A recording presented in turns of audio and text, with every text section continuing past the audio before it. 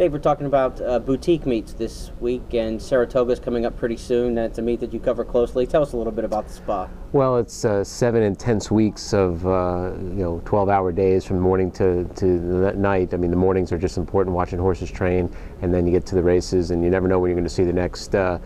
Super Saver wins the Kentucky Derby, or somebody else. I was just looking at a maiden race for the Kentucky Derby and noticed that Brilliant Speed was like 7th in a maiden race, and the second and third place finishers were Jovan, who won the Illinois Derby, and Mucho Macho Man, who won the Risen Star Stakes. You get those kind of horses that show up at that boutique meet all the time, especially that time of year, summer, mid to late summer. 2-year-olds will really start to crank, and that's what that meet is all about.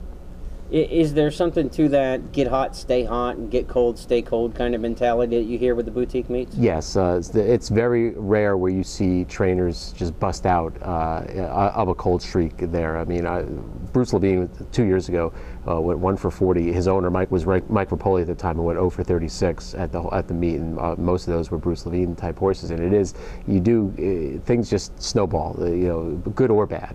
Todd Pletcher, conversely, he starts off hot and usually continues hot. And Todd's meet usually is determined on how well his 2-year-olds do. If he wins 2-year-old races early in the meet, he's probably going to win them middle of the meet and late in the meet too, like he did in 2010.